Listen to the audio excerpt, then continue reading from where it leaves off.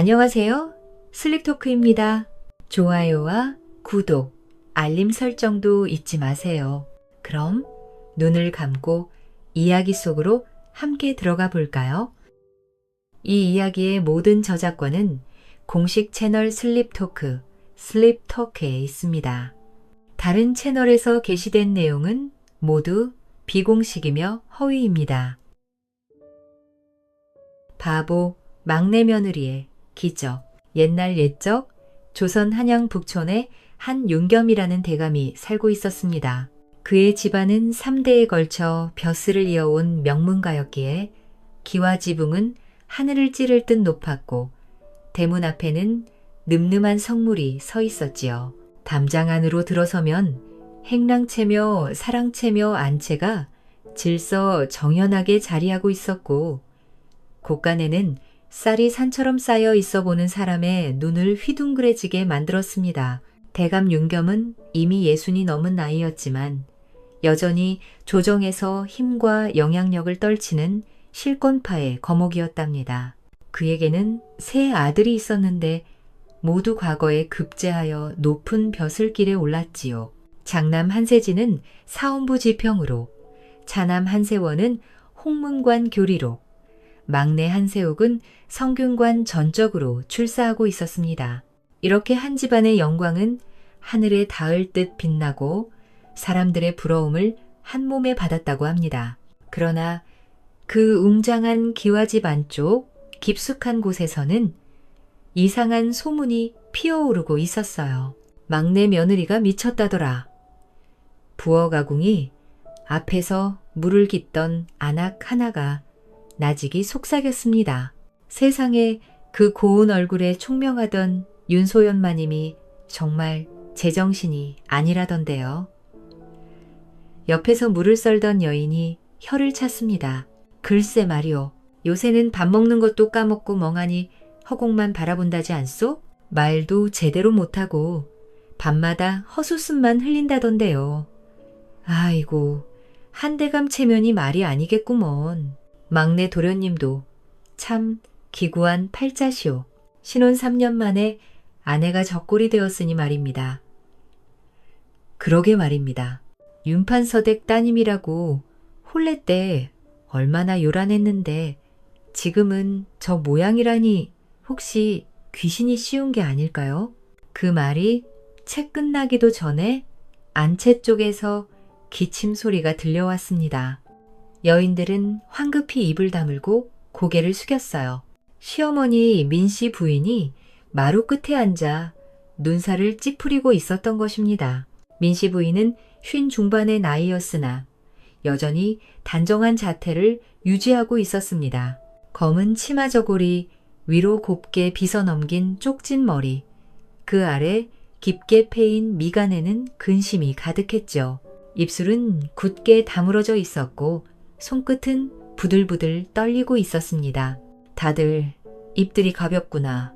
집안일이 밖으로 새어나가는 것도 모자라 부엌에서까지 떠들다니 말이요.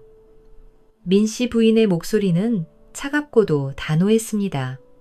안악들은 머리를 조아리며 용서를 빌었어요. 마마, 용서하십시오. 다시는 함부로 입을 놀리지 않겠나이다. 입 단속 제대로 하지 못하면 당장 쫓아낼 줄 알아라. 이 집안의 명예가 너희 때문에 무너지는 꼴을 보고 있을 수는 없다. 민씨 부인은 더 말없이 자리에서 일어났습니다. 치맛자락을 휘날리며 안채 안쪽으로 사라졌죠. 그녀의 뒷모습은 무거운 짐을 진 사람처럼 구부정했습니다. 막내 며느리가 미쳤다니 이 무슨 망신인가? 한대감 체면이 땅에 떨어졌구나. 동네 사람들이 뭐라 하겠는가? 민씨 부인의 마음속에는 한숨과 걱정이 뒤섞여 있었습니다. 그날 오후 대청마루에는 세 며느리가 모여 앉아 있었습니다. 맨 윗자리에는 큰 며느리 이화령이 단정히 앉아 있었어요. 35의 나이에 이미 2 아들을 둔 그녀는 집안 살림을 도맡아 하는 안주인이었습니다. 얼굴은 차분했으나 눈빛에는 냉기가 서려 있었죠. 그녀는 바느질을 하며 입을 열었습니다. 요새 막내 동서 소문이 자자하더군요. 어제도 마당에서 혼자 중얼거리며 헛웃음을 흘렸다던데 사실이요? 그 옆에는 둘째 며느리 정혜진이 부채를 들고 앉아 있었습니다. 그녀는 이화령보다 3살 아래였으나 입이 거칠고 성미가 급했어요. 언니, 그게 어디 어제 일이겠어요? 벌써 몇 달째 저 모양이라니까요. 남편 얼굴도 못 알아본다던데 그게 사람이 할 짓인가요? 정혜진이 부채로 입을 가리며 낮게 웃었습니다. 이화령은 차잔을 들어 한 모금 마시고는 고개를 저었어요. 참, 저렇게 고운 얼굴에 총명하던 아이가 어쩌다 저 지경이 되었는지 모르겠구나.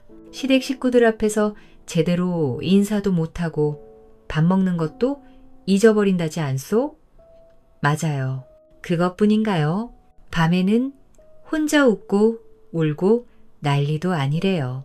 막내 도련님이 얼마나 고생하시는지 몰라요. 두 사람의 대화는 점점 더 신랄해졌어요. 그러나 바로 그 순간 대청 아래에서 발소리가 들렸습니다. 한윤겸 대감이 사랑채에서 걸어오고 있었던 것입니다. 60을 넘긴 대감의 걸음걸이는 여전히 씩씩했습니다. 흰도포 자라기 바람에 펄럭이고 그 아래로 단단한 눈빛이 번뜩였죠. 두 며느리는 황급히 자리에서 일어나 고개를 숙였어요. 아버님, 문안 여쭈옵니다. 대감은 마루 위로 올라와 단호한 목소리로 말했습니다. 그 아이가 미쳤다 하나 내 며느리이다. 함부로 대하지 마라. 순간 대청마루는 정적에 휩싸였습니다. 이화령과 정해지는 얼굴이 하얗게 질려 입술을 깨물었어요. 대감의 목소리는 낮았으나 그 안에는 단호함이 가득했습니다. 집안 식구를 함부로 헐뜯는 것은 곧 집안 자체를 무너뜨리는 일이다. 소연이가 비록 지금 제정신이 아니라 하나, 그 아이 또한 내 며느리요, 세우기의 아내다. 병든 사람을 업신여기는 것이 사람의 도리냐? 대감의 목소리가 점점 높아졌습니다. 더구나 소연이는 윤판서의 따님이다. 명문가의 자제로 자라 이 집안에 시집와서 3년간 며느리의 도리를 다했다. 그런 아이가 지금 병을 앓고 있는데 집안 식구가 나서서 조롱을 한단 말이냐?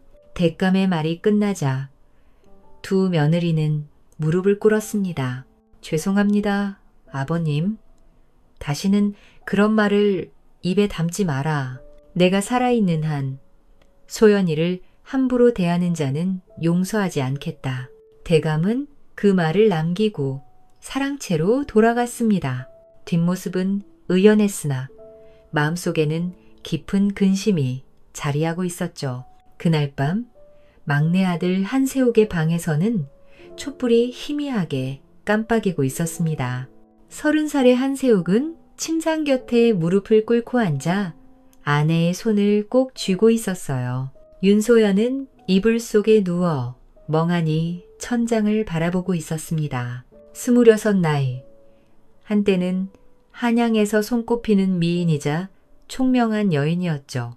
그러나 지금 그녀의 눈동자는 공허했습니다. 한세욱은 떨리는 목소리로 속삭였습니다. 부인, 나를 기억하지 못하시오? 윤소연은 고개를 돌려 그를 바라보았습니다. 그러나 눈빛에는 아무런 감정도 담겨있지 않았어요. 마치 처음 보는 사람을 대하듯 멍하게 그를 바라볼 뿐이었습니다. 잠시 후 그녀는 멍하게 웃으며 말했습니다. 밥 주세요. 한세옥의 가슴이 무너져 내렸습니다. 눈시울이 뜨거워지고 목구멍이 막혔죠. 그는 아내의 손을 더 꼭 쥐었습니다. 손끝은 얼음처럼 차갑고 가늘었어요. 한때 시한수하며 웃던 그 손, 비파를 타며 노래하던 그 손이 이제는 아무런 온기도 없이 축 늘어 있었습니다. 부인, 정말 나를 모르시는 거요?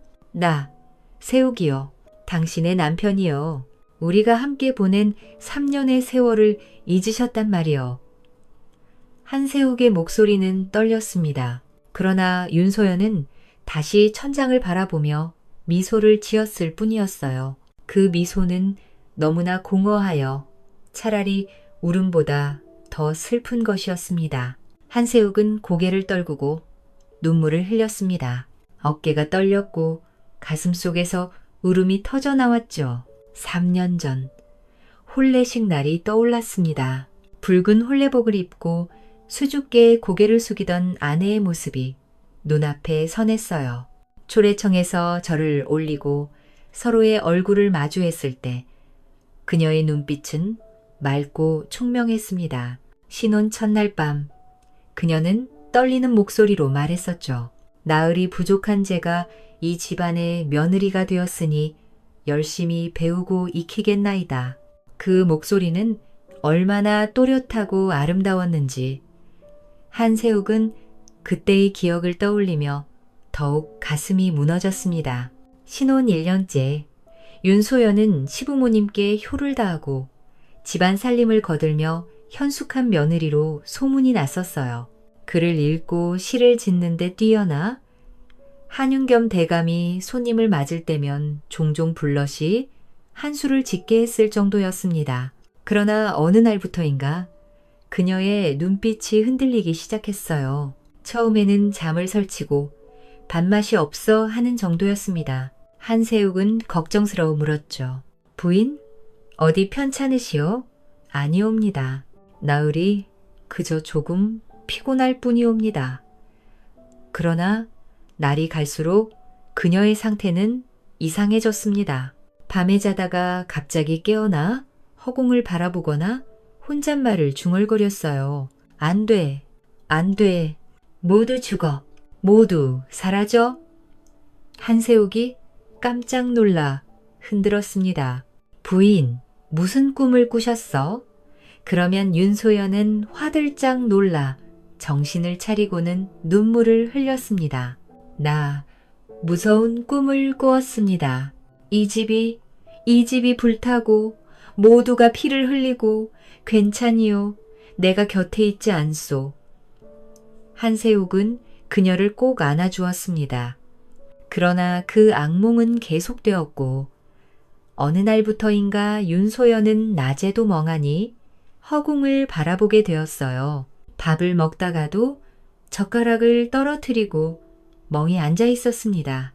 시어머니가 불렀을 때도 대답을 하지 못했죠. 소연아, 내 말이 들리느냐?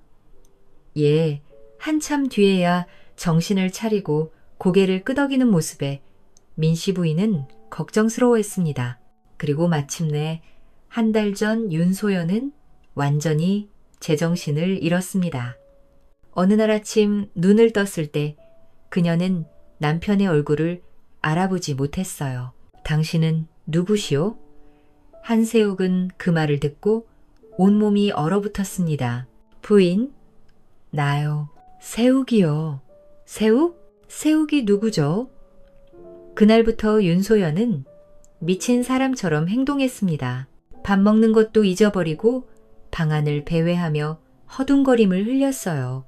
때로는 아무 이유 없이 울기도 했고 때로는 허공을 향해 손을 뻗기도 했습니다. 한세욱은 의원을 불러 진맥을 받게 했습니다. 의원은 고개를 저었어요. 도련님, 마님의 병은 몸이 아니라 마음에서 비롯된 것 같습니다.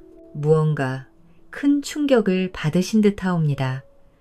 큰 충격이라니 무슨 충격을 받았단 말이요? 그것은 소인도 알 수 없사옵니다. 다만 마님 마음속 깊은 곳에 무언가가 자리 잡고 있는 듯하옵니다. 마치 스스로를 가두어 버린 것처럼 보입니다. 의원의 말을 듣고 한세욱은 더욱 혼란스러웠습니다. 부인이 무슨 충격을 받았단 말인가? 내가 무엇을 놓쳤단 말인가? 그는 밤낮으로 아내 곁을 지켰습니다. 조정에 나가지도 않고 오직 아내만을 돌보았어요. 밥을 먹이고 옷을 갈아입히고 손을 잡고 말을 걸었습니다. 부인, 오늘은 날씨가 참 좋소. 우리 함께 마당을 거닐까요? 그러나 윤소연은 고개를 돌리지 않았습니다. 그저 멍하게 창밖을 바라볼 뿐이었어요. 한세욱은 그런 아내를 보며 눈물을 흘렸습니다. 부인, 당신은 왜 이러셨소? 무엇이 당신을 이토록 괴롭히는 것이요? 그러나 바로 그 순간이었습니다. 윤소연의 눈가에서 눈물 한 방울이 천천히 흘러내렸습니다. 한세욱은 그것을 보고 깜짝 놀라 고개를 들었어요. 아내의 눈동자는 여전히 멍했으나 그 눈물만큼은 진실이었습니다. 부인? 윤소연은 아무 대답 없이 다시 눈을 감았습니다. 그러나 그 눈물 한 방울은 한세욱의 가슴에 희망을 심었어요. 아직 당신 안에 이성이 살아있구나. 아직 나를 기억하고 있구나. 당신은 어딘가에 갇혀있을 뿐이지 완전히 사라진 게 아니구나. 한세욱은 아내의 손을 더욱 꼭 쥐었습니다. 손끝에서 미세한 떨림이 느껴졌어요. 부인, 나는 포기하지 않겠소. 당신이 돌아올 때까지 기다리겠소. 설령 평생이 걸린다 해도 나는 당신 곁을 지키겠소. 촛불이 깜빡이며 그림자를 드리웠습니다. 바깥에서는 차가운 밤바람이 창호지를 흔들었고 먼 곳에서 개 짖는 소리가 들려왔어요. 한세욱은 밤새 아내의 손을 놓지 않았습니다. 그의 눈물은 촛불 아래에서 반짝이며 떨어졌고 윤소연의 손 위에 떨어진 눈물은 천천히 스며들었습니다. 그날 밤 한윤겸 대감은 서재에 홀로 앉아 있었습니다. 책상 위에는 밀서가 놓여 있었고 촛불은 어둠 속에서 흔들리고 있었어요. 대감은 밀서를 읽으며 깊은 한숨을 내쉬었습니다. 소연아, 내가 선택한 길이 옳았느냐? 아니면 내가 너를 이 지옥으로 밀어넣은 것이냐? 대감의 손이 떨렸습니다.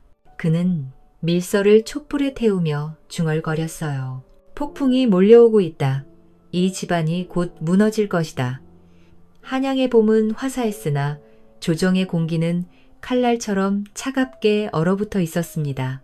궁궐 안대전에서는 노론과 소론의 대신들이 팽팽히 맞서고 있었어요. 임금의 얼굴은 어두웠고 정각 안에는 긴장감이 감돌았습니다. 저들은 개혁파들이 조정을 어지럽히고 있사옵니다. 선왕의 뜻을 저버리고 함부로 법을 고치려 하니 이는 영모나 다름없사옵니다. 노론의 영수 김창집이 상소를 올리며 무릎을 꿇었습니다. 그의 목소리는 단호했고 눈빛은 날카로웠죠. 맞은편에서 소론의 대신 윤경호가 앞으로 나섰습니다. 전하, 신등은 백성을 위한 개혁을 추진할 뿐이옵니다. 부패한 관리들을 숙청하고 세금을 공정히 거두며 백성의 삶을 나아지게 하려는 것이 어찌 영모이겠사옵니까? 윤경우는 60이 넘은 나이였으나 목소리는 우렁찼습니다. 그는 한윤겸 대감과 함께 개혁파의 중심에 있는 인물이었어요. 그의 딸이 바로 윤소연이었습니다. 임금은 용상에 앉아 두 파의 말을 듣고 있었으나 표정은 점점 더 어두워졌어요. 경들의 다툼이 나라를 좀먹고 있구나. 짐이 보기에는 누가 옳고 그런지 판단하기 어렵다. 전하, 개혁파들은 선왕의 신하들을 역적으로 몰아죽이려 하고 있사옵니다. 이들을 그대로 두면 조정이 무너질 것이옵니다. 노론의 또 다른 대신이 목소리를 높였습니다. 윤경우는 이를 악물었습니다. 전하, 저들의 말은 모함이옵니다. 신등은 오직 나라와 백성을 위해 일할 뿐이옵니다. 그러나 임금은 손을 들어 말을 막았어요. 경들은 물러가라. 짐이 깊이 생각해보겠다. 조회가 끝나고 대신들이 물러났습니다. 윤경호는 궁궐 밖으로 나오며 깊은 한숨을 내쉬었어요. 옆에는 한윤겸 대감이 함께 걸어오고 있었습니다. 윤공, 형세가 불리하오. 노론의 세력이 점점 강해지고 있어. 한윤겸이 낮은 목소리로 말했습니다. 알고 있소, 한공. 그러나 우리가 물러설 수는 없지 않소. 이대로 가면 백성들은 더욱 고통받을 것이요. 백성을 생각하는 마음은 나도 같소. 그러나 우리 목숨이 위태로운 지경이요. 노론은 우리를 영모로 몰아 제거하려 하고 있소. 두 사람은 궁궐 밖 한적한 곳에서 발걸음을 멈추었습니다. 봄바람이 불어왔으나 두 사람의 얼굴은 차갑게 굳어 있었어요. 한공, 자네 집안은 괜찮은가? 며느리가 병을 앓고 있다던데. 윤경호가 조심스럽게 물었습니다. 한윤겸은 잠시 말이 없다가 천천히 고개를 끄덕였어요. 그 아이 말이요. 며칠 전부터 제정신이 아니요. 남편도 알아보지 못하고 밥 먹는 것도 잊어버리요. 세상에 그게 무슨 일이요. 소연이가 그토록 총명하던 아이인데 나도 모르겠소. 의원을 불러도 원인을 알 수 없다 하오. 마음의 병이라던데. 윤경호의 얼굴이 창백해졌습니다. 그는 딸을 걱정하는 아버지의 마음으로 물었어요. 한공, 혹시 우리 일 때문에 그 아이가 충격을 받은 것은 아니겠소? 한윤겸은 대답하지 않았습니다. 그저 먼 하늘을 바라볼 뿐이었어요. 그의 침묵이 곧 대답이었습니다. 윤경호는 주먹을 불끈 쥐었습니다. 내 딸이 우리 때문에 고통받고 있다니. 이 아비가 무슨 낯으로 살란 말이요. 윤공, 지금은 흔들릴 때가 아니요. 우리가 무너지면 더 많은 사람들이 죽을 것이요. 소연이를 위해서라도 우리는 버텨야 하오. 한윤겸의 목소리는 단호했습니다. 그러나 그의 눈가에는 눈물이 맺혀 있었어요. 며칠 뒤 한윤겸 대감 댁에는 밤늦게 손님이 찾아왔습니다. 검은 옷을 입은 사내가 담을 넘어 사랑채로 들어왔어요. 그는 대감의 측근이었습니다. 대감님, 급한 소식이 옵니다. 사내는 품에서 밀서를 꺼내 대감에게 건넸습니다. 한윤겸은 촛불을 밝히고 밀서를 펼쳤어요. 글씨를 읽어내려가던 그의 얼굴이 점점 굳어졌습니다. 노론이 움직이고 있다. 개혁파를 영모로 몰아 일망타진하려 한다. 윤경호, 한윤겸을 비롯한 주요 인물들의 명단이 이미 작성되었다. 조만간 체포령이 떨어질 것이다. 대감의 손이 떨렸습니다. 밀서가 바닥에 떨어졌고 그는 깊은 한숨을 내쉬었어요. 드디어 폭풍이 몰려오는구나. 대감님, 어찌하시겠습니까? 지금이라도 피신하셔야 하지 않겠습니까? 사내가 다급하게 물었습니다. 그러나 한윤겸은 고개를 저었어요. 피신, 어디로 피신하겠는가? 이 땅 어디에도 우리가 숨을 곳은 없다. 게다가 내가 도망치면 집안 식구들이 모두 죽을 것이다. 그렇다면 어찌하시렵니까? 받아들여야지. 운명을 받아들이는 수밖에. 대감의 목소리는 차분했으나 그 안에는 깊은 슬픔이 담겨 있었습니다. 사내는 더 말하지 못하고 고개를 숙였어요. 잠시 후 한윤겸은 밀서를 집어들어 촛불에 태웠습니다. 종이가 타들어가며 연기가 피어올랐어요.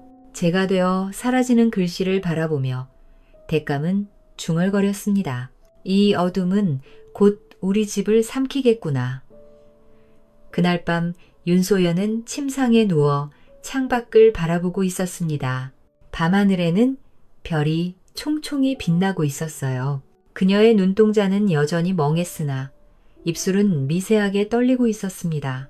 한세욱이 방으로 들어와 아내 곁에 앉았습니다. 부인, 아직 안 주무시오? 윤소연은 대답하지 않았습니다.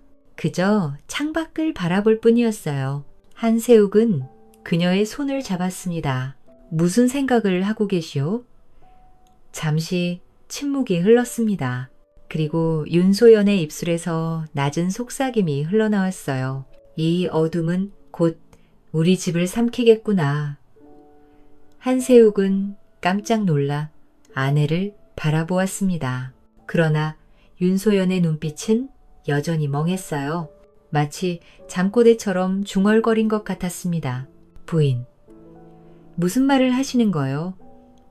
그러나 윤소연은 다시 입을 다물었습니다. 한세욱은 가슴이 철렁 내려앉았어요. 어둠이 집을 삼킨다. 무슨 의미인가? 그는 아내를 꼭 끌어안았습니다. 밖에서는 바람이 세차게 불어왔고 나뭇가지가 흔들리는 소리가 들렸어요. 한윤겸 대감은 서재에서 밤을 지새웠습니다. 책상 위에는 가족들의 이름이 적힌 종이가 놓여 있었어요. 장남 한세진, 차남 한세원, 막내 한세우, 그리고 손자들의 이름까지. 대감은 붓을 들어 한 글자 한 글자 천천히 적어 내려갔습니다. 만약 내가 잡혀간다면 이 아이들을 어찌해야 하나. 촛불이 깜빡이며 그림자를 드리웠습니다. 대감의 얼굴에는 깊은 주름이 패여 있었고 눈가에는 눈물이 맺혀 있었어요. 한밤쯤 달빛도 구름에 가려진 어두운 밤이었습니다. 한윤겸 대감의 서재에는 촛불 하나만이 희미하게 깜빡이고 있었어요. 대감은 책상 앞에 앉아 문서들을 불태우고 있었습니다. 종이가 타 들어가는 소리와 함께 연기가 피어올랐죠. 그때 문 밖에서 조심스러운 발소리가 들렸습니다. 대감은 고개를 들어 문을 바라보았어요. 누구냐? 저, 소연이 옵니다. 문이 천천히 열리며 윤소연이 들어섰습니다. 그녀는 흰 치마 저고리를 입고 머리를 곱게 빗어넘긴 채로 있었어요. 눈빛은 또렷했고 걸음걸이도 단정했습니다. 대감은 깜짝 놀라 자리에서 일어났습니다. 소연아, 내가 어찌... 아버님, 제 정신입니다. 윤소연의 목소리는 차분했으나 떨리고 있었어요. 그녀는 대감 앞으로 다가와 무릎을 꿇었습니다. 치맛자락이 바닥에 깔리며 스르륵 소리가 났죠. 소연아, 이게 도대체 무슨 일이냐? 내가 미친 것이 아니었단 말이냐? 대감은 손을 떨며 며느리를 바라보았습니다. 윤소연은 고개를 들어 시아버지를 똑바로 바라보았어요. 아버님, 전 미친 척을 하고 있었습니다. 아니, 앞으로도 계속 미친 척을 하겠습니다. 대감은 뒤로 물러서며 의자를 붙잡았습니다.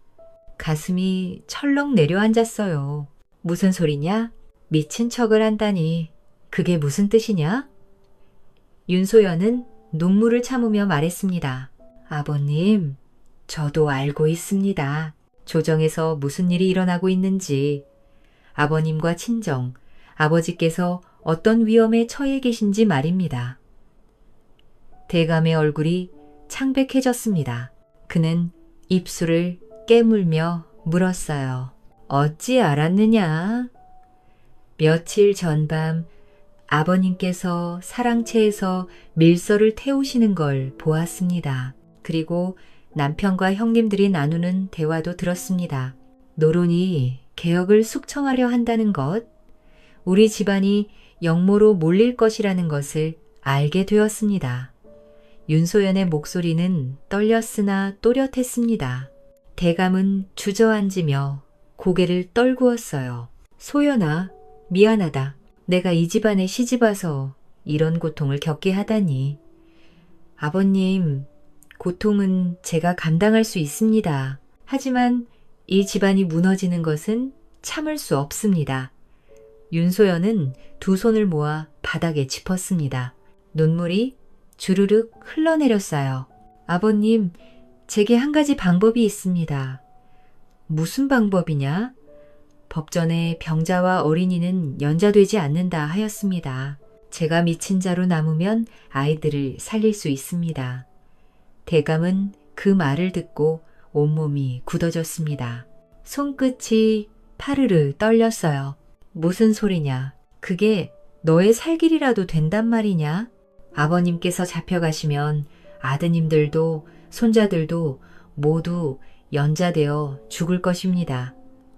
하지만 제가 미친 사람으로 기록된다면 제 자식들만큼은 살릴 수 있지 않겠습니까?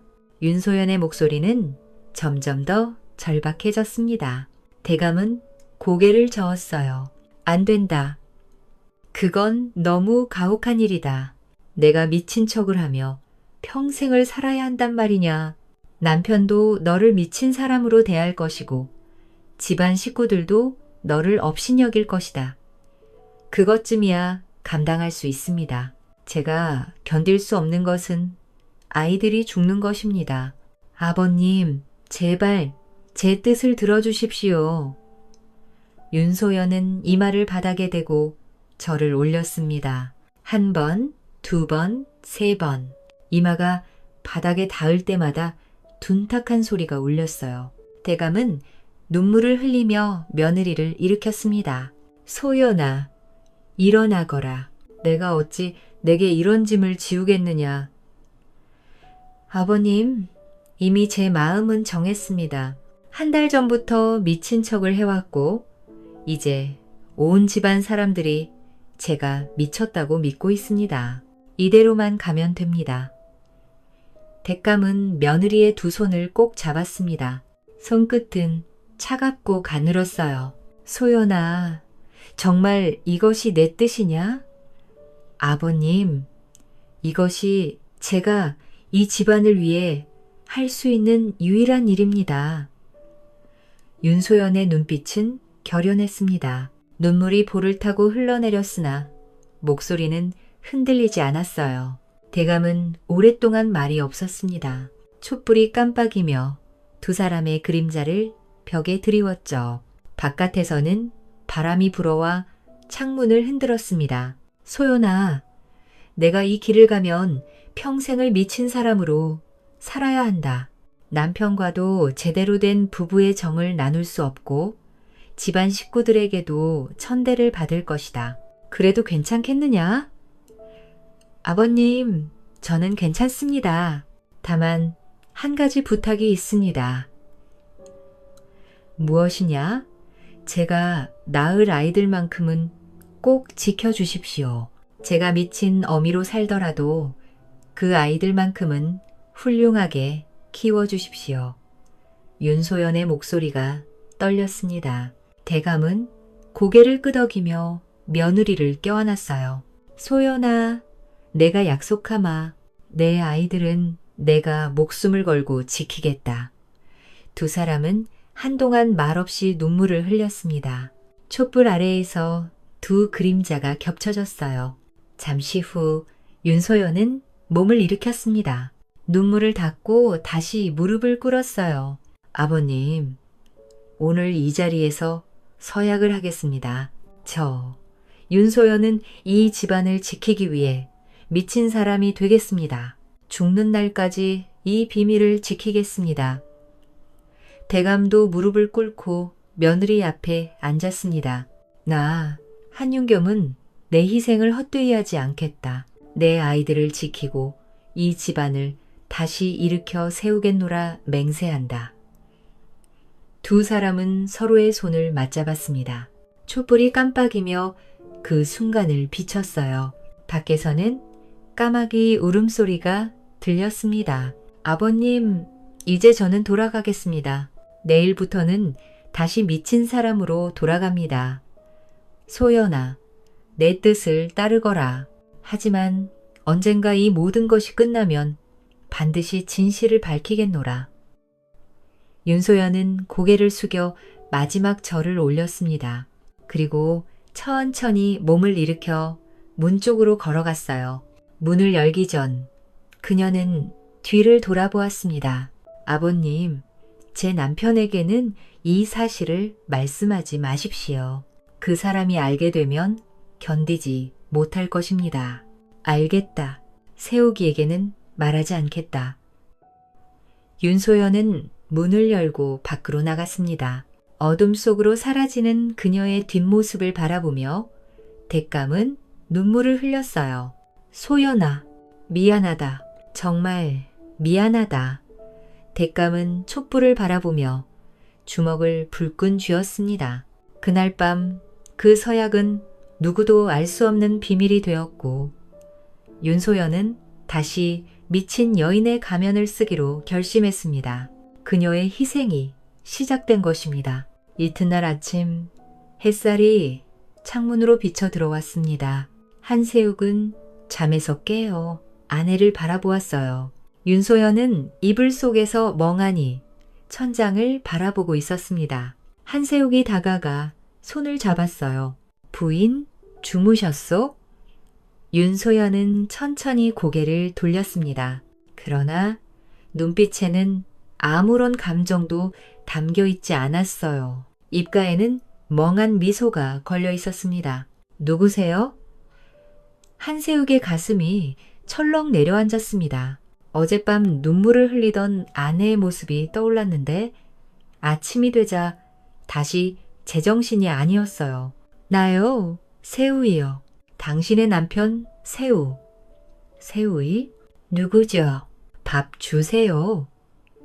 윤소연은 웃으며 말했습니다. 그 웃음은 공허했고 눈빛은 텅 비어 있었어요. 한세욱은 고개를 떨구며 한숨을 내쉬었습니다. 어제 잠깐 제정신이 돌아오는 듯 했는데 다시 이렇게 되었구나. 그는 아내를 일으켜 옷을 입혔습니다. 윤소연은 마치 어린아이처럼 순순히 따랐어요. 옷을 입히는 동안 계속 헛되이 중얼거렸습니다. 아침 식사 시간, 대청마루에는 온 식구가 모여 앉았습니다. 한윤겸 대감과 민씨 부인, 세 아들 내외와 손자들까지 모두 모였어요. 한세욱은 아내를 부축하여 자리에 앉혔습니다. 윤소연은 주위를 두리번거리며 중얼거렸어요. 어머, 여기가 어디죠? 사람이 참 많네요. 큰 며느리, 일영이 눈살을 찌푸렸습니다. 막내 동서, 여기가 어디인지 정말 모르시겠소? 둘째, 며느리 정혜진도 부채로 입을 가리며 낮게 웃었어요. 언니, 물어봐야 소용없어요. 저 모양으로 어찌 알겠어요. 윤소연은 밥그릇을 들다가 떨어뜨렸습니다. 그릇이 바닥에 떨어지며 깨졌어요. 파편이 사방으로 흩어졌습니다. 아이고, 그릇이 미끄럽네요. 하하. 윤소연은 웃으며 바닥을 바라보았습니다.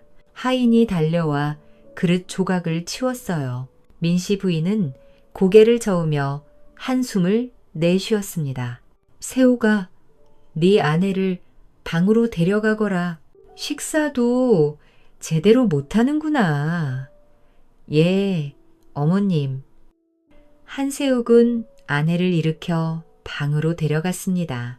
윤소연은 비틀거리며 걸었어요. 복도를 지나며 중얼거렸습니다. 날씨가 좋네요. 하늘이 파래요. 한세욱은 아내를 방에 눕히고 이불을 덮어주었습니다. 윤소연은 천장을 바라보며 계속 웃었어요. 부인, 좀 쉬시오. 내가 밥을 가져올 테니. 그러나 윤소연은 대답하지 않았습니다. 그저 손가락으로 허공에 무언가를 그리며 중얼거렸어요. 하나, 둘, 셋, 넷. 별이 반짝반짝. 한세욱은 문을 닫고 복도로 나왔습니다. 가슴이 답답하고 눈물이 날 것 같았어요. 그때 한윤겸 대감이 다가왔습니다. 세우가. 예, 아버님. 고생이 많구나. 네, 아내를 잘 돌보아라. 예, 아버님. 하지만 언제쯤 부인이 나아질까요? 대감은 아들의 어깨를 토닥였습니다. 손끝이 떨렸으나 목소리는 단호했어요. 인내심을 가져라. 병은 언젠가 낫는 법이다. 예, 아버님.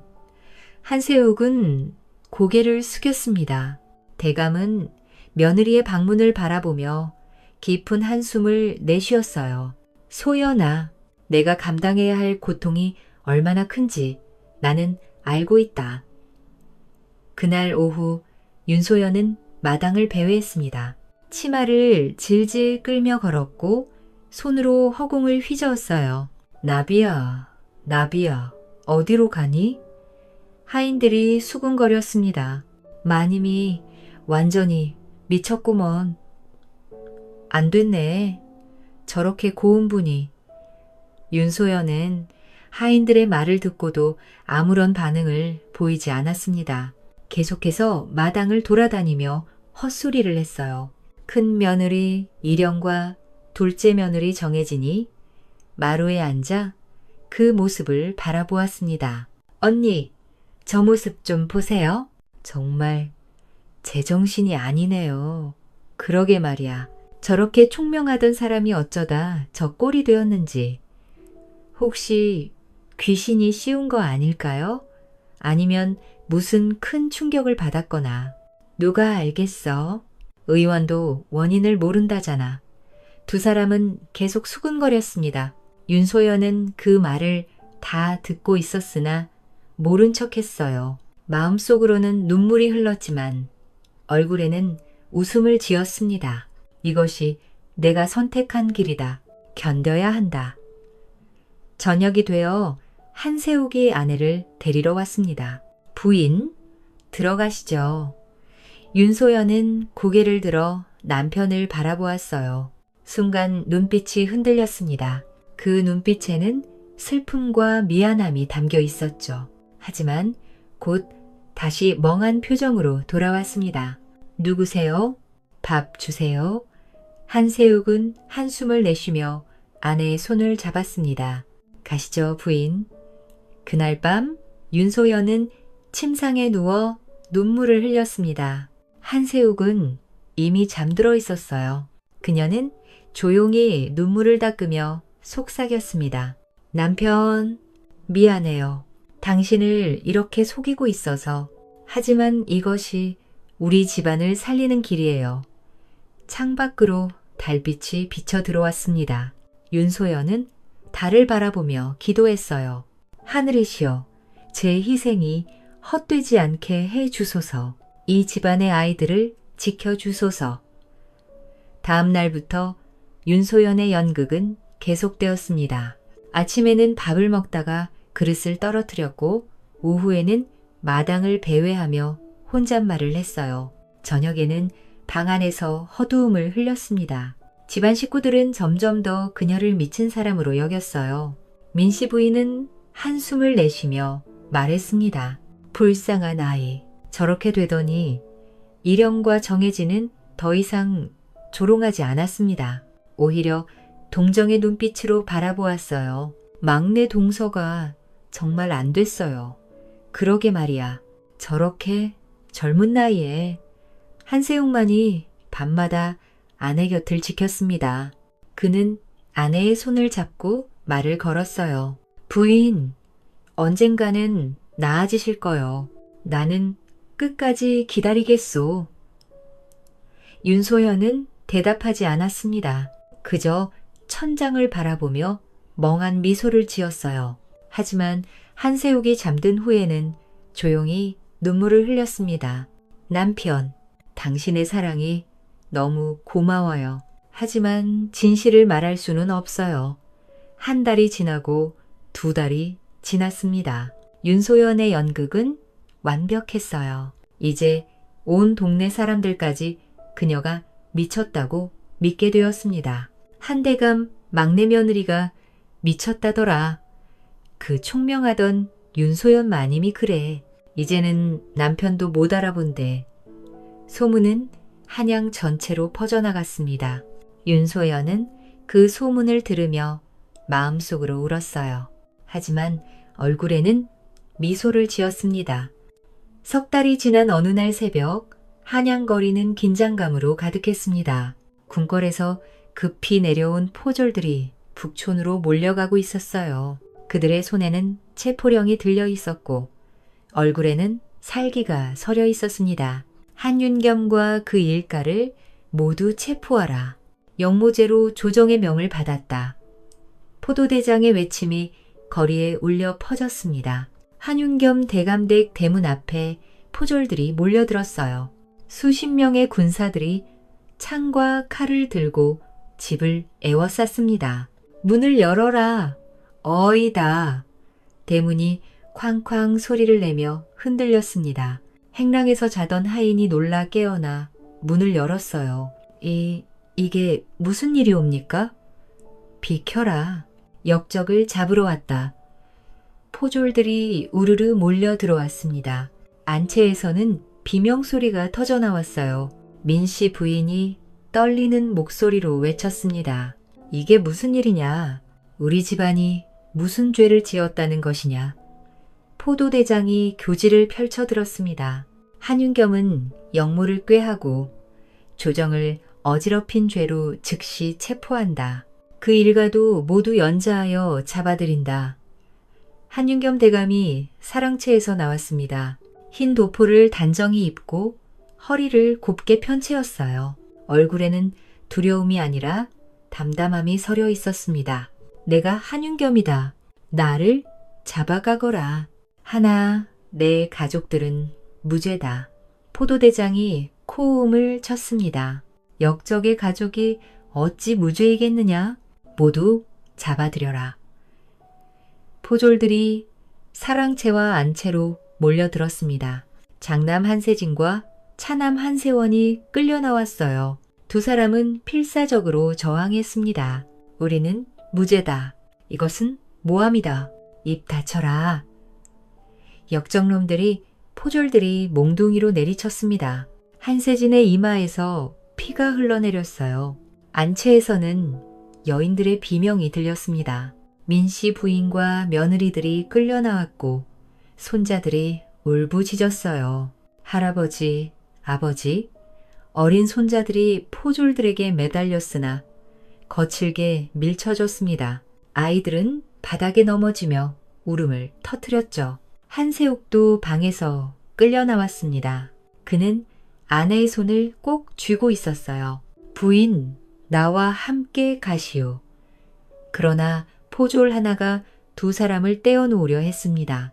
저 여자는 미친 사람이다. 법에 따라 미친 사람은 연자되지 않는다. 한세욱이 외쳤습니다. 아니요, 내 아내요. 함께 데려가시오. 포도대장이 윤소연을 바라보았습니다. 그녀는 멍하니 허공을 바라보며 허두음을 흘리고 있었어요. 하하, 사람이 많네요. 잔치인가요? 포도대장이 혀를 찼습니다. 완전히 미쳤군. 저런 것을 데려가 봤자 소용없다. 놔두어라. 안 됩니다.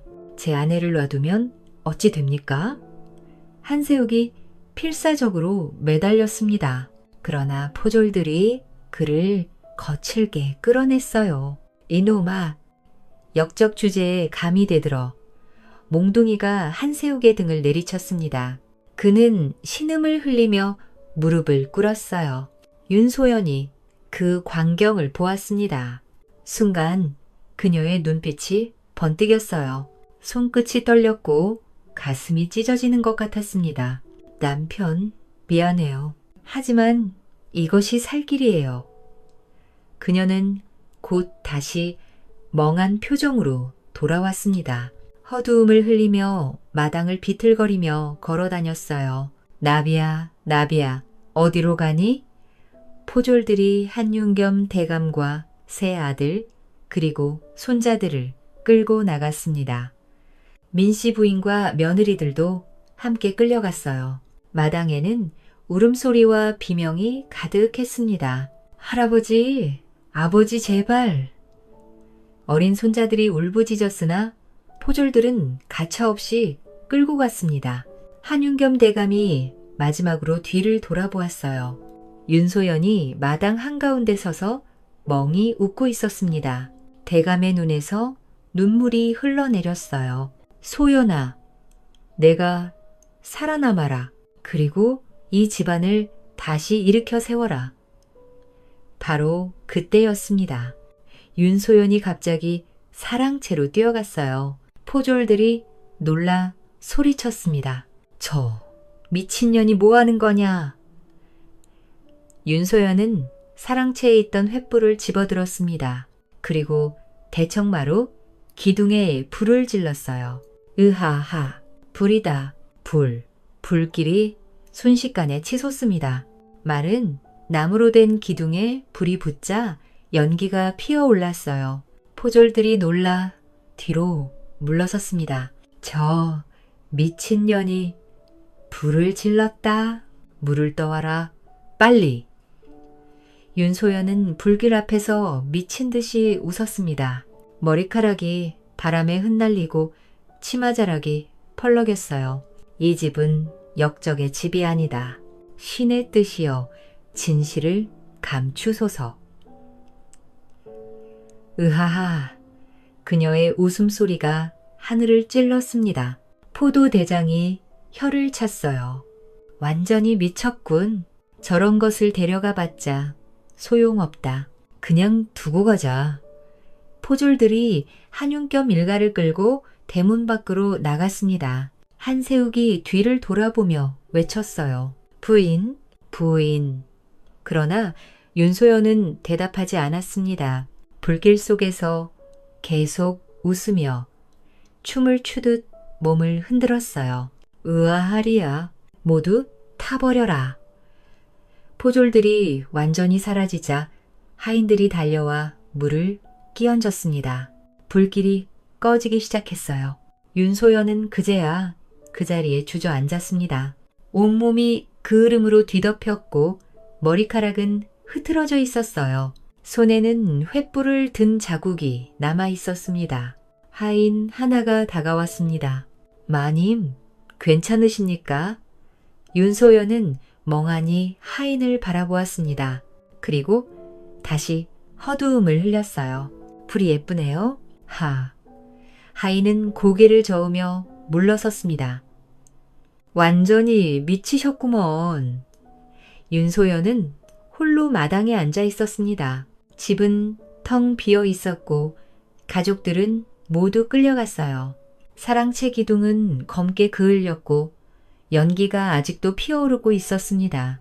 그녀는 하늘을 바라보며 눈물을 흘렸습니다. 하지만 얼굴에는 미소가 걸려 있었어요.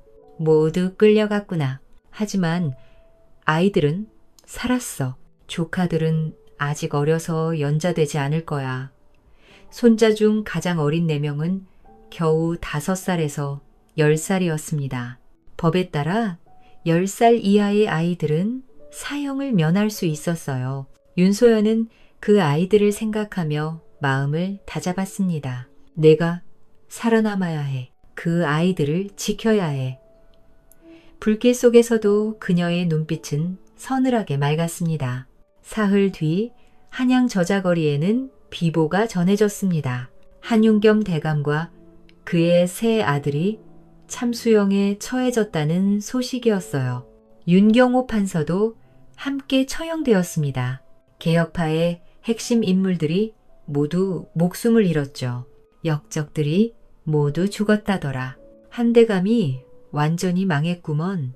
그 집안 며느리들과 손자들은 어찌 되었대? 여자들은 관비로 끌려갔고 큰 손자들도 유배를 갔다던데 다만 어린아이 넷은 살아남았다더라. 소문이 퍼져나갔습니다. 윤소연은 텅 빈 집 안채에 홀로 앉아 그 소식을 들었어요. 하인 하나가 조심스럽게 다가와 전했습니다. 마님, 대감님과 도련님들이 모두 돌아가셨다 합니다.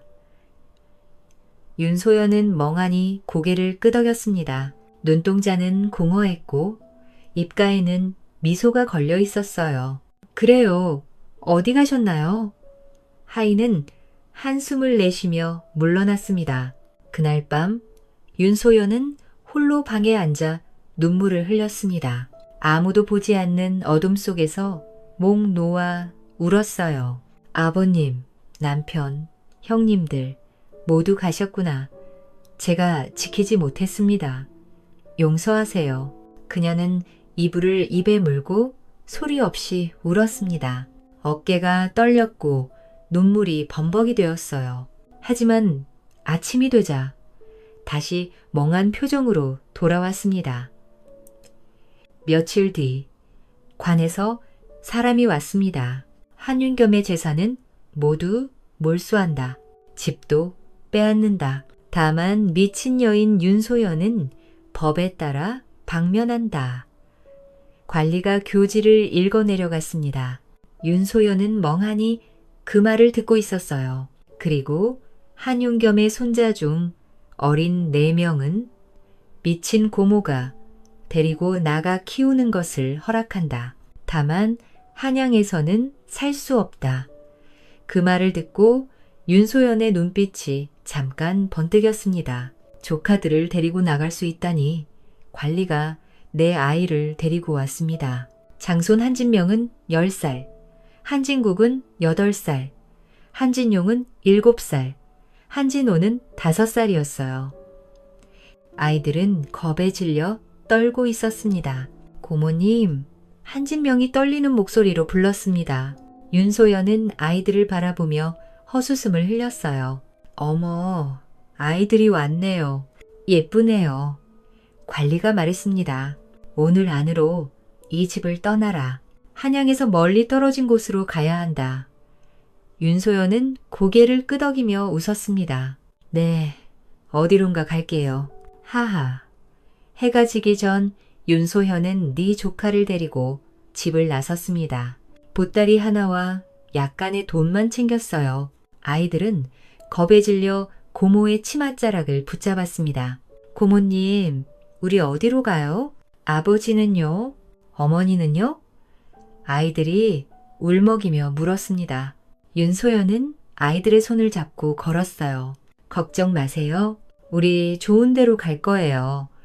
그녀는 미소를 지었으나 눈빛은 단호했습니다. 한양을 벗어나 산길로 접어들었어요. 길은 험했고 어둠이 내리기 시작했습니다. 아이들은 지쳐서 비틀거렸죠. 고모님, 힘들어요. 막내 한진호가 울먹였습니다. 윤소연은 아이를 업었습니다. 조금만 참아라. 곧 도착한다. 그들은 밤새 산길을 걸었습니다. 별빛만이 그들을 비췄어요. 새벽녘이 되어서야 깊은 산속, 작은 움막에 도착했습니다. 여기가 어디예요? 한진명이 물었습니다. 윤소연은 움막을 열었어요.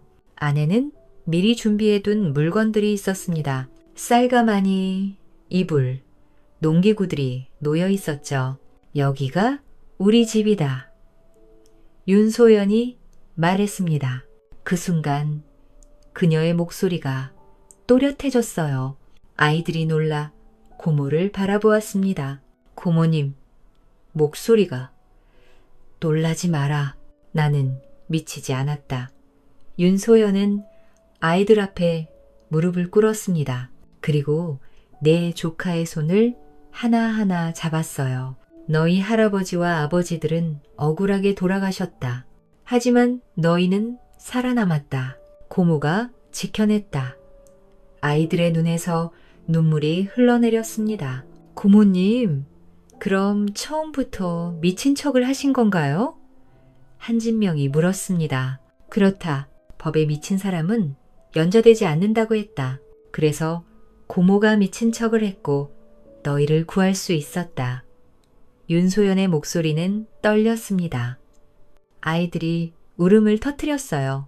고모님, 감사합니다. 고모님이 아니었으면 우리도 죽었을 거예요. 울지 마라. 이제부터는 강해져야 한다. 윤소연은 아이들을 꼭 껴안았습니다. 그날부터 새로운 삶이 시작되었습니다. 윤소연은 낮에는 밭을 일구었어요. 척박한 땅을 파고 씨를 뿌렸습니다. 손에 물집이 잡히고 허리가 끊어질 듯 아팠죠. 아이들도 함께 일했습니다. 10살 한진명은 물을 길어 나르고 8살 한진국은 풀을 뽑았어요. 7살 한진용과 5살 한진호도 작은 손으로 거들었습니다. 고모님, 힘드시죠? 한진명이 땀을 흘리는 고모를 보며 물었습니다. 괜찮다. 우리가 먹고 살려면 일해야 한다. 윤소현은 미소를 지었습니다. 저녁에는 글을 가르쳤어요. 촛불을 켜고 아이들을 앞에 앉혔습니다. 진명아, 천자문을 읽어보거라. 하늘천, 땅지, 거물현, 누를황. 한진명이 또박또박 읽었습니다. 윤소연은 고개를 끄덕이며 다른 아이들도 가르쳤어요. 너희는 한윤겸 대감의 손자들이다. 비록 지금은 이렇게 숨어 살지만 언젠가는 집안의 명예를 되찾아야 한다. 예, 고모님.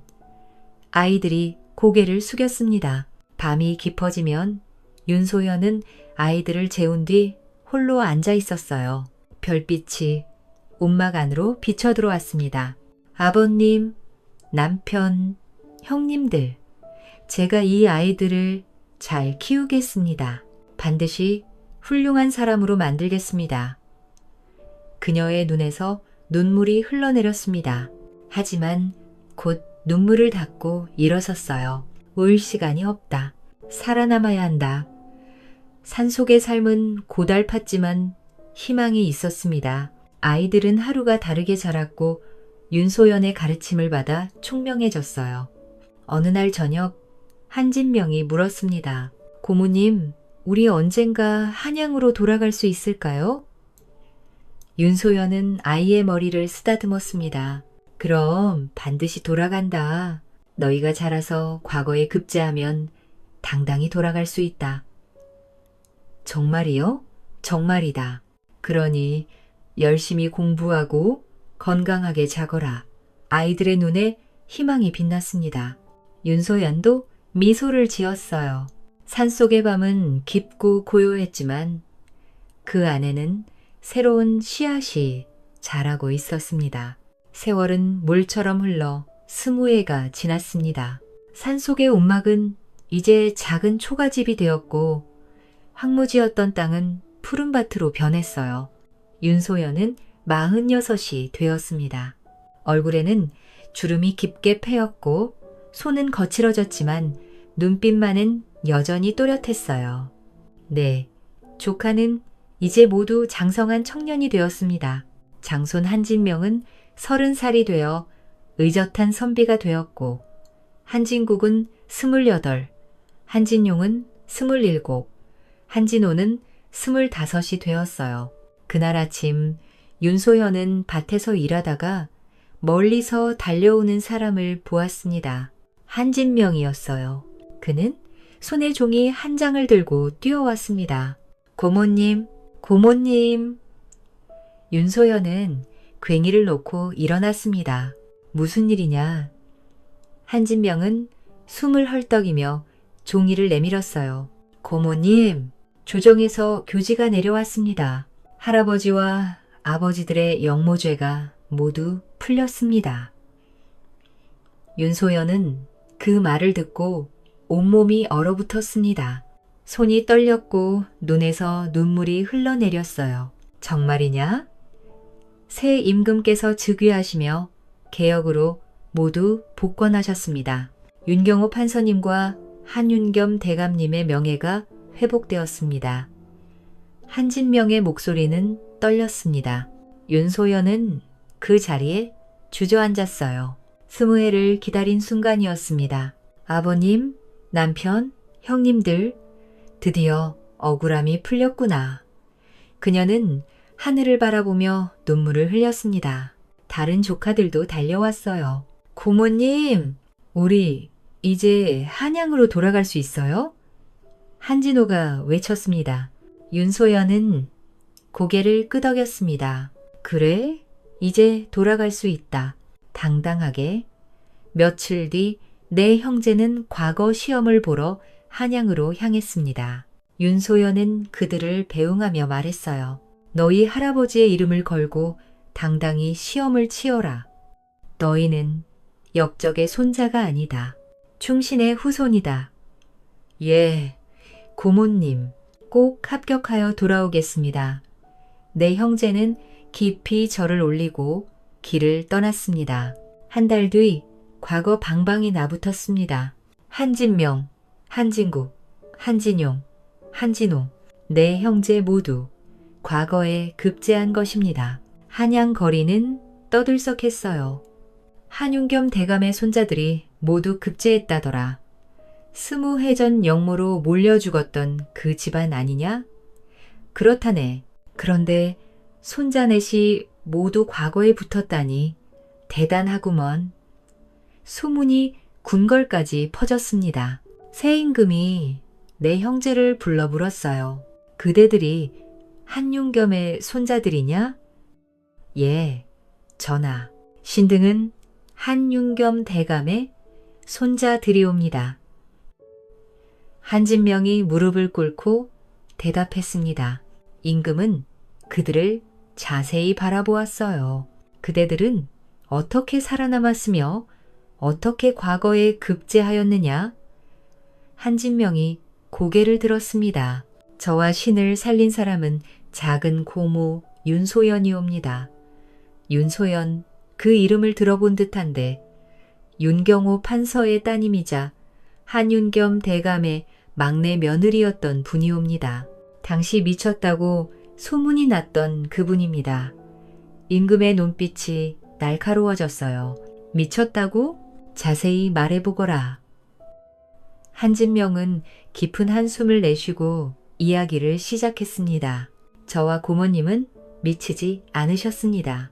일부러 미친 척을 하신 것이옵니다. 조정의 대신들이 웅성거렸어요. 임금이 손을 들어 조용히 시켰습니다. 계속하거라.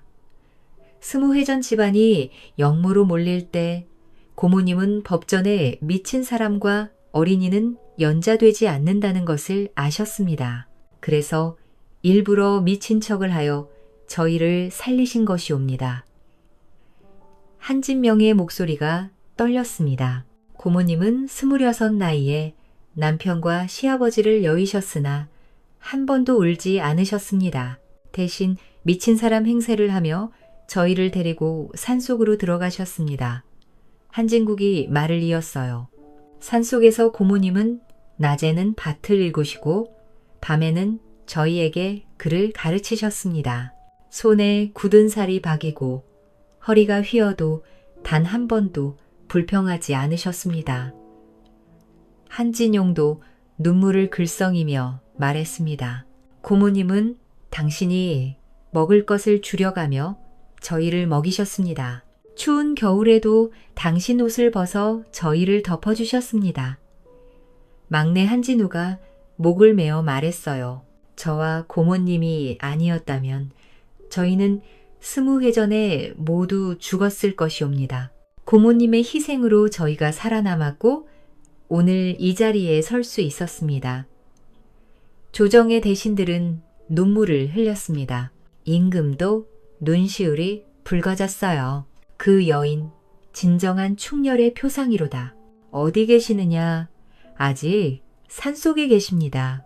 저희가 과거에 급제하면 모셔오려 했습니다. 임금은 자리에서 일어났습니다. 당장 사람을 보내 그 여인을 모셔오도록 하라. 짐이 직접 만나보겠다.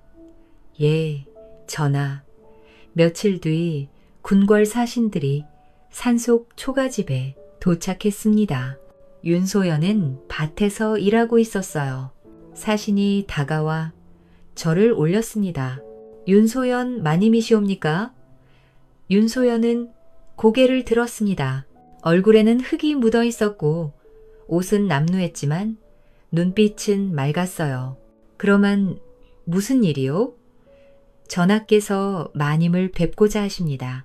함께 군궐로 가시지요. 윤소연은 잠시 망설였고 그리고 고개를 끄덕였어요. 알겠소. 옷을 갈아입겠소. 그녀는 집으로 들어가 20해 동안 간직해온 옷을 꺼냈습니다. 신혼 때 입었던 비단 치마저고리였어요. 빛이 바랬지만 정성스럽게 보관해둔 옷이었습니다. 옷을 갈아입고 머리를 빚은 윤소연은 여전히 아름다웠습니다. 세월의 흔적이 있었지만 기품은 사라지지 않았어요. 한양으로 돌아오는 길, 거리에 사람들이 고개를 숙였습니다. 저분이 윤소연 마님이시다. 20회를 산속에서 사신 그분. 정말 대단하신 분이시구나. 윤소연은 담담히 걸어갔습니다. 궁궐에 도착하자 내 조카가 달려왔어요. 고모님. 그들은 고모 앞에 무릎을 꿇고 절을 올렸습니다. 윤소연은 조카들을 일으켰어요. 너희가 자랑스럽다. 대전에 들어가자. 임금이 상석에 앉아 있었습니다. 윤소연은 깊이 절을 올렸어요. 소녀 윤소연 전하를 뵈봅니다. 임금은 자리에서 일어나 그녀에게 다가왔습니다. 윤부인, 고개를 드시오. 윤소연이 고개를 들자 임금이 말했습니다. 부인의 희생을 듣고 짐이 크게 감동하였소. 부인이야말로 조선의 진정한 충렬 부인이요. 임금은 교지를 내렸어요. 윤소연에게 정려문을 내리고 한윤겸 대감에게 재산을 돌려주며 내 손자를 모두 조정에 등용하노라. 조정의 대신들이 일제히 절을 올렸습니다. 윤소연은 눈물을 흘렸어요. 감사옵니다. 전하. 그날 한양거리에는 윤소연의 이야기가 퍼져나갔습니다. 백성들은 그녀를 칭송했고 여인들은 눈물을 흘렸어요.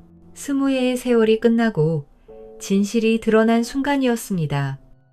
윤소연의 이야기는 용기와 지혜, 그리고 헌신적인 희생정신을 보여주는 감동적인 사례이다. 조선 말기 정치적 음모와 위협 속에서 그녀는 자신의 목숨을 걸고 조카 4명을 보호하기 위해 미친 척하는 용감하고 지혜로운 결정을 내렸다. 20년 동안 산속에서 조카들을 비밀리에 교육하고 바르게 키운 그녀의 노력은 결국 조카들이 과거 시험에 합격하고 한 가문의 명예가 회복되는 결실로 이어졌다. 이 이야기는 다른 사람을 위한 희생과 헌신, 어려움을 극복하는 지혜, 그리고 교육과 인내의 중요성을 보여주며 결국 정의와 명예는 반드시 회복된다는 교훈을 남긴다. 이름을 바꾸고 천하를 얻은 사나이. 조선 충청도 깊은 산골. 안개가 자욱한 새벽이면 까치 울음소리만 울려 퍼지던 작은 마을에 개똥이라 불리는 사내가 하나 있었습니다. 하지만 그 이름석, 그냥 붙은 것은 아니었습니다. 본디 그 사내의 이름은 정제국이라 하여 고을에서도 이름난 선비 집안의 아들이었지요. 부친은 문장을 짓는 재주가 있었으나 병환으로 세상을 떠나자 집안은 순식간에 기울어 버렸습니다. 그리하여 15살 제국은 가세를 이을 방법도 없이 몸 하나 의지할 데 없어 떠돌다가 결국 동네에서 셋도 있다는 최진사 댁에 머슴으로 들어가게 되었던 것이었지요. 어느 날 제국이 마당의 집단을 정리하고 있을 때였지요. 마루에 앉은 최진사가 그를 부르더니 이렇게 말했습니다. 제국이라 이름이 너무 번듯하구나. 부르기도 부리기도 영 거북하구나. 내가 너를 그냥 개똥이라 불러도 되겠느냐? 그 말에 제국은 순간 얼굴이 확 붉어졌지만 입술을 꾹 깨문 채 고개를 끄덕였지요. 자존심이야 바닥을 쳤으나 배를 골지 않기 위해선 따를 수밖에 없었습니다. 그때부터 동네 사람들은 그를 모두 머슴 개똥이라 불렀고 제국은 이름도 과거도 양반의 긍지도 묻은 채 일터로 나가야 했습니다. 최진사 댁에는 그의 또래인 아들 병수가 있었지요. 그는 겉으로는 웃었지만 속으로는 늘 제국을 깔보았습니다. 제국이 몰래 책을 꺼내 읽고 있을 때면 병수는 성난 얼굴로 책을 낚아채 책장을 찢으며 말했지요. 허참, 머슴 놈이 그런 걸 어디다 쓰려고. 책은 사람 할 놈들이 읽는 거다. 이놈아, 그 순간 제국의 손이 파르르 떨렸습니다. 눈앞에서 구겨지고 찢겨나가는 글귀들에 가슴이 쿡 찔리는 듯하였지만 제국은 이를 악물고 꾹 참았지요. 이건 잠깐일 뿐이다. 언젠가는 분노와 서러움이 뒤섞인 그 마음을 들키지 않기 위해 제국은 말없이 땅만 바라보았습니다. 그렇게 그는 하루하루를 참고 사귀며 살아가고 있었던 것이었죠. 병수는 해마다 아비의 도움으로 과거 시험을 보았고 마침내 생원시에 합격하자 동네에서는 잔치가 벌어졌습니다. 그런데 술잔을 기울이던 병수는 제국을 마당으로 불러내더니 조롱 섞인 말로 창피를 주었지요. 개똥이, 너는 평생 집신이나 삼고 곡식 창고나 지켜라. 머슴이 과거라니 웃기지도 않지 않냐? 제국은 고개를 푹 숙인 채 입술을 꽉 깨물었지만 마음속 깊은 곳에선 뜨거운 것이 일렁였지요. 헌데 그런 집안에서도 제국에게 조용히 따뜻함을 내비치는 이가 있었으니 바로 최진사의 딸 다이아 아씨였습니다. 다이아는 제국이 밤중에 몰래 책을 읽는 걸 보면 새벽이면 아무 말 없이 조용히 간식이나 따뜻한 차를 내어주곤 했지요. 제국, 도련님, 누구보다 성실하고 고든 분이에요. 책을 놓지 마세요. 그 말에 제국은 아무 말도 못했으나 가슴속엔 낯선 불덩이가 하나 자리 잡기 시작했지요. 허나 머슴과 아씨라는 신분, 차 앞에서는 아무런 말도 할 수 없었습니다. 밤이면 마당 끝에 앉아 별을 바라보며 제국은 스스로를 다그쳤지요. 나도 사람 대접받으며 사람 굿이라며 살고 싶구나. 그렇게 제국은 이름도 꿈도 마음도 꾹꾹 삼킨 채 머슴개똥이로 살아가고 있었던 것이었습니다. 가을이 깊어가던 어느 날이었지요. 하늘은 유난히 높고 바람은 서늘하였으며 마을 뒷산은 노랗게 물든 잎사귀가 바스락거리며 떨어지고 있었습니다. 그 뒷산 동산 꼭대기엔 오래된 느티나무 한 그루가 서 있었습니다. 몇 해 전 그 느티나무는 벼락을 맞아 몸통이 찢기듯 반으로 갈라졌지요. 껍질은 벗겨지고 줄기엔 검게 탄 자국이 선명하였고 사람들은 그 나무를 하늘이 내려준 재앙이라 하며 몹시 불길하게 여겼습니다. 누구도 그 나무에 가까이 다가가려 하지 않았지요. 허나 제국에게만은 달랐습니다. 그는 울적할 때마다 그 느티나무 아래를 찾았고 나무 줄기를 조심스레 쓰다듬으며 말했습니다. 아버지, 어머니, 저 오늘도 머슴질만 했습니다. 그래도 책은 아직 놓지 않았습니다.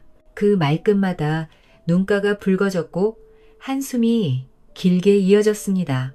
느티나무는 말없이 그를 감싸듯 서 있었고 제국은 매일 그 나무에 자신의 마음을 기대며 버텼던 것이었지요. 그날도 제국은 새벽부터 이어진 고된 일을 마치고 책 한 권을 들고 느티나무가 있는 동산을 올랐습니다. 그런데 그날은 달랐습니다. 느티나무 아래에는 누군가 먼저 와 있었던 것이었지요. 그는 수염이 하얗게 센 처음 보는 노인이었는데 옆에는 낡은 지게 하나가 비스듬히 기대어 있었고 그 모습으로 보아 어디서 왔는지는 알 수 없었지만 그저 나무꾼쯤으로 여겨졌습니다. 노인은 제국을 보자 말없이 고개를 끄덕였습니다. 잠시 묵은 침묵이 흐른 뒤 노인이 먼저 입을 열었습니다. 하하, 무슨 걱정이 그리 많으냐? 제국은 순간 놀랐지만 이상하게도 마음이 풀어지는 느낌이 들었지요. 그는 그간의 일, 머슴살이, 잃은 이름, 과거에 대한 미련을 조용히 털어놓았습니다. 노인은 말없이 고개를 끄덕이며 제국의 말을 듣더니 품 안에서 조심스럽게 보자기를 꺼내 무릎 위에 펼쳤습니다. 낡고 해진 보자기 속에는 오래 쓰인 듯한 붓과 먹, 그리고 빛이 바랜 종이 한 장이 담겨 있었지요. 제국은 그제야 이 노인이 범상한 인물이 아니라는 것을 느꼈습니다. 개똥이로 살기에는 아깝구나. 자네 본래 이름이 정제국이라 했지? 제국이 조심스레 고개를 끄덕이자 노인이 다시 웃으며 말했지요. 그래, 그 이름도 참 자네한테는 어울리지 않네. 잠시 기다려보게. 그러고는 조용히 붓을 들어 종이에 힘있게 이름을 써내려갔습니다. 정한결, 쟁깃, 넓은 한, 맑을 결. 시끄러운 세상 속에서 마음을 넓고 맑게 지키며 사는 이름이지. 자네는 이 이름으로 살아보게. 제국은 그 이름을 오래도록 바라보다가 두 손으로 받아들고는 깊이 고개를 숙였습니다. 정한결, 감사합니다. 그날 이후 제국의 삶엔 조금씩 달라지는 기운이 돌기 시작했지요. 이제 개똥이가 아닌 새로운 이름을 품은 사내로서 한결은 다시 세상을 향해 마음을 다잡게 되는 것이었지요. 방한결, 그 이름을 품은 날부터 이상하게도 세상살이가 조금씩 다르게 느껴졌습니다. 이전처럼 머슴일은 여전했지만 마음가짐이 달라졌지요. 하루가 끝나면 남몰래 책을 꺼내 펼치는 손길에 맥이 돌았고 남몰래 쓰던 글에도 힘이 실렸습니다. 그러던 어느 날 뜻밖의 일이 벌어졌습니다. 그날은 마을 잔치가 예정된 날이었지요. 고을원님의 생신을 앞두고 사또댁은 일찍부터 분주하였고 곳곳에 사람들의 발길이 끊이지 않았습니다. 한결은 최진사댁 심부름으로 사댁에 들러 잔치상에 올릴 선물 꾸러미를 전달하고 마당 한쪽에서 숨을 고르고 있었지요. 그때였습니다. 사랑채 쪽에서 댕기머리를 단 아시아나가 서둘러 나오다 돌부리에 발이 걸려 넘어졌고 손에 들고 있던 종이 뭉치가 바람을 타고 사방으로 흩날렸던 것이지요. 한결은 급히 달려가 종이를 주워주며 그 글을 무심코 보게 되었지요. 바로 원님의 생신잔치에 쓸 축하문 초안이었는데 그래서 어딘가 문장이 어색하다는 걸 눈치챘던 것이었지요. 이 글은 아씨, 혹 괴념치 마시오. 허나 이 대목 문장이 살짝 매끄럽지 않은 듯하오. 그 말에 아씨가 눈을 크게 뜨며 놀란 듯 물었지요. 그대가 글을 아시오? 예, 어릴 적에 조금 배웠을 뿐입니다. 아씨는 고개를 끄덕이고는 조용히 종이와 붓을 내밀었습니다. 괜찮다면 이 문장을 다시 써주실 수 있겠소? 한결은 망설이다이내 붓을 들었습니다. 단정하고 흐트러짐 없는 필체로 그가 다시 써내려간 글은 기품과 간결함이 깃들어 있었지요. 그 글은 결국 원님께까지 올라갔고 사또는 그 글을 눈여겨보더니 사람을 불러 이리 말했지요. 이 글을 쓴 자가 머슴이라니 기특하구나. 이 자를 데려다 앞으로 관아의 필방일을 거들게 하라. 그리하여 정한결은 뜻밖에도 관아 필방의 잔심부름과 필사일을 맡게 되었지요. 비록 정식 아전도 유생도 아닌 이름 없는 자였지만 관필방에 발을 들이게 된 것은 머슴으로선 상상도 못할 일이었지요. 이 모든 것이 이름을 바꾸고 난 뒤 벌어진 일들이었으니 한결은 속으로 조용히 되뇌었지요. 정한결이란 이름 그저 글자만 바뀐 것이 아니라구나. 그의 마음속에 처음으로 작지만 단단한 희망이 뿌리내리기 시작한 순간이었습니다. 한결은 이제 머슴 개똥이가 아니었습니다. 비록 품계도 없고 관원명부에 이름조차 제대로 오르지 않았지만 관아의 필방에서 붓을 잡게 된 것만으로도 그는 스스로를 다시 돌아보게 되었지요. 사실 관아의 필방이라 해도 으리으리한 것은 아니었습니다. 쌀가마니 창고 햇볕도 잘 들지 않는 낡은 방 한켠에 책상과 벼루 하나, 먹물 자국이 누렇게 번진 서책, 몇 권이 놓인 좁은 자리였지요. 허나 정한결에게 그 자리는 하늘만큼 높고 귀한 자리였습니다. 그는 사또의 명으로 간단한 문서 필사와 문서 정리 같은 일을 맡게 되었고 마을의 여러 소식들이 그의 손을 거쳐 종이에 새겨졌습니다. 처음엔 아전들이 의심스런 눈초리로 그를 바라보았지요. 저놈이 글을 쓸 줄 안다는데 저 손으로 농사도 지었을 터이니 글맛이 있겠나? 하지만 하루, 이틀, 그리고 열흘이 지나자 한결의 글씨와 문장력에 하나둘 고개를 끄덕이기 시작했지요. 그 중에서도 예전부터 필방을 지키던 나이 지긋한 아전 한 명이 매일 한결이 써내는 글을 유심히 지켜보더니 조용히 말을 걸었습니다. 자네는 글을 배운 솜씨가 제법 깊다. 어디서 사사받았나? 어릴 적 돌아가신 아버지께 잠시 배웠을 뿐입니다. 그 뒤로는 혼자 끄적였을 뿐이요. 그게 어디 혼자 손에 익힐 글씨더냐. 대단한 근기지. 필방 안에 낡은 벽에 기대어 붓을 말리던 한결은 그 말에 조용히 고개를 숙였습니다. 겸손했으나 그 안엔 자신감이 자라나고 있었지요. 헌데 그를 곱게 보지 않는 이도 있었으니 바로 최진사댁 외아들 병수였지요. 소가 시험에 급제하여 생원이라 불리던 병수는 머슴이던 자가 관아의 글을 다룬다는 것이 못마땅했습니다. 머슴놈 하나가 문서를 쓴다니. 이젠 관아 안도 장터가 되었군. 그의 말이 아전들 사이로 퍼지기 시작했고 한결이 가는 길마다 수군거림이 들리기 시작했지요. 그러던 중 어느 날부터인가 최진사댁 아씨의 시선이 은근히 그를 따라오고 있다는 것도 한결은 느끼고 있었습니다. 그 시선은 나무 아래 앉아 책을 펼칠 때나 필방으로 들어서는 발걸음에도 가만히 머물렀습니다. 아씨는 남몰래 한결에게 떡과 음식을 보내기도 하였고 한결을 응원하는 글귀도 보내왔지요. 하지만 한결은 그저 묵묵히 붓만을 잡았습니다. 그 붓끝에 담긴 것은 단순한 글이 아니라 잊히지 않으려는 사람의 이름, 버림받지 않으려는 자의 다짐이었으니까요. 믿음의 봄, 꽃샘 바람이 채가 시기 전 한결은 고을 사또의 도움으로 소과, 시험, 즉 진사시에 응시하게 되었습니다.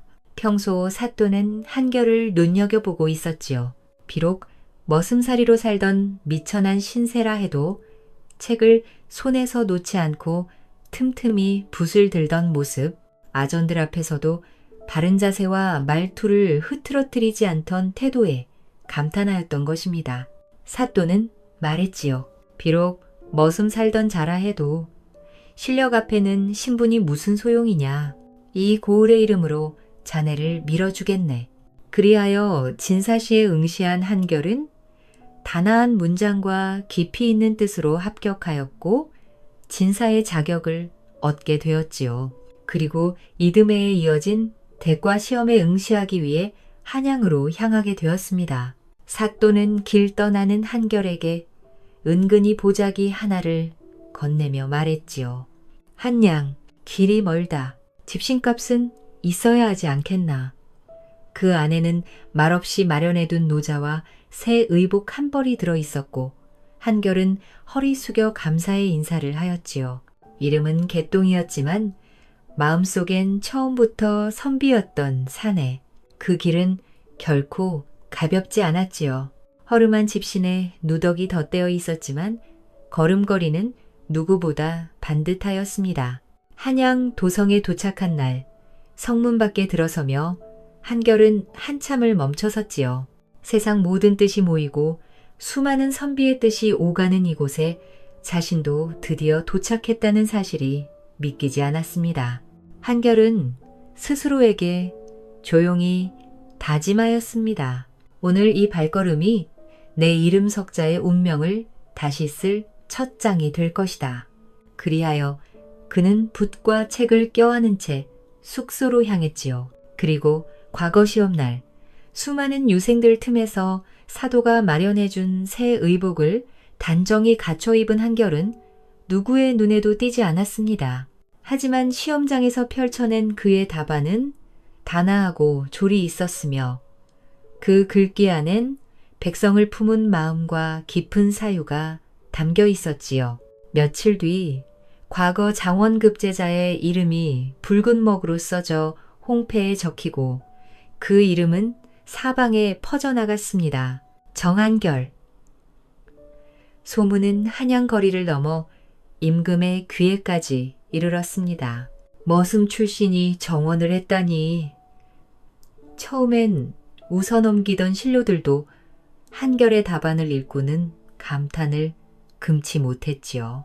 묵직하되 흔들림 없고 백성을 헤아린 글이었으니 말입니다. 임금은 고개를 끄덕이며 말했습니다. 사람은 태어난 신분이 아니라 품은 마음으로 기억되는 법이니라.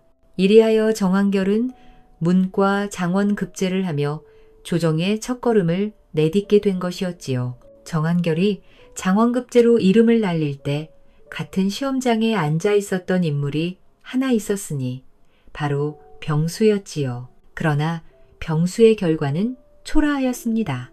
한결의 이름이 장원으로 낭낭이 울릴 때 병수의 이름은 합격자 명단 어디에도 없었죠. 그날 밤 병수는 주막에서 사발을 내려치며 이를 갈았습니다.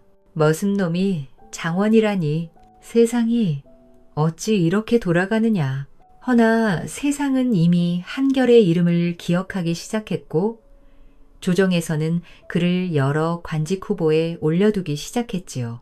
세월이 조금 흘러 한결은 드디어 고향 고을의 현령으로 임명되어 돌아오게 되었습니다. 한결이 현령으로 부임하자 고을은 떠들썩했습니다.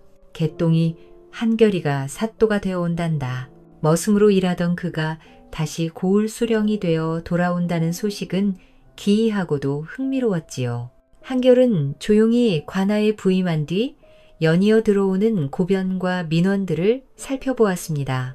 특히 백성들 사이에서 최진사 대기 백성들에게 곡식과 돈을 빌려주고 고리의 이자를 취하며 막대한 양의 곡식과 은전을 거두었다는 소문이 끊이지 않았지요. 그 소문을 따라 한결은 곧장 최진사댁에 가서 장부와 토지 문서를 살펴보기 시작했습니다. 이상한 점이 보였지요. 기역의 토호들과 결탁하여 관하로 들어와야 할 세금 중 일부가 최진사 쪽으로 흘러 들어간 정황이 포착되었고 더불어 백성들에게 곡식과 돈을 빌려주며 고리의 이자를 취한 기록이 장부 곳곳에서 발견되었던 것입니다. 조용히 조사한 끝에 한결은 관 마당에 최진사와 그의 아들 병수를 불러 세웠습니다. 어찌하여 고을의 재물을 사사로이 취한 것이요? 최진사는 당황하여 얼굴이 새파래졌고 병수는 두 다리가 후들거리며 주저앉았습니다. 원래대로라면 그들의 죄는 차명에 해당할 만큼 중대하였지요. 고을 재정을 빼돌리고 백성을 상대로 고리의 이자를 취해 사사로 이 재산을 불린 죄는 중죄였으니 말입니다. 한결이 한참 동안 그들을 바라보는데 최진사의 딸 다이가 조용히 마당으로 들어와 무릎을 꿇었습니다. 사또, 아버지와 오라버니를 용서해 주십시오. 모든 잘못은 저희 집안의 부덕 때문이옵니다. 이어 병수는 기어 들어가는 목소리로 말했습니다. 살고 싶습니다. 잘못했습니다. 한 번만 살려주십시오. 한결은 눈을 감았다가 조용히 고개를 끄덕였습니다. 과거엔 날 내치고 멸시하였으나 그래도 한 끼 밥을 주고 비라도 피하게 해준 은혜를 나는 기억하오. 목숨만은 거두지 않겠소. 하지만 그 재물은 백성의 것이니 싹 다 거둬들일 것이요. 그리하여 진사댁의 재산은 관하로 환수되었고 병수는 집안을 떠나 남쪽 외진섬으로 유배처럼 내려가게 되었지요. 그로부터 얼마 지나지 않아 고우렌 잔치가 열렸습니다. 정한결이 다이아 씨와 혼례를 올린 날이었지요. 그날 관아뜰에는 붉은 기둥이 서고 잔치상엔 떡과 술이 가득하였습니다. 백성들은 사또의 인품을 칭송했고 머슴이던 개똥이가 고우를 다스리는 진짜 어른이 되었노라. 입을 모아 말하였지요. 이리하여 정한결은 이름을 바꾼 것이 아니라 사람됨으로 모든 걸 바꾼 사내로 남게 된 것이었습니다.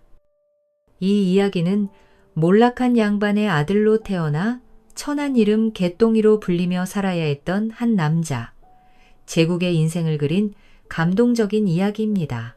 그는 비록 하인으로 살아가며 모욕과 멸시를 받았지만 결코 품격을 잃지 않았고 조용히 학문을 갈고 닦으며 자신의 길을 준비했습니다.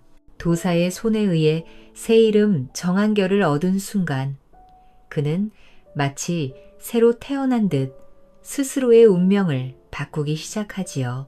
학문과 덕망으로 벼슬길에 올라 마침내 고향에 돌아와 부패한 관세가를 벌하고 자신을 믿어준 다이와 혼인함으로써 진정한 성공을 이룹니다. 이 이야기는 신분이나 환경이 인간의 가치를 결정하지 않으며 오직 노력과 올곧은 마음만이 운명을 바꿀 수 있다는 교훈을 전해줍니다. 또한 끝까지 자신을 믿고 도와주는 진심, 어린 인연이야말로 인생의 가장 큰 힘임을 일깨워줍니다.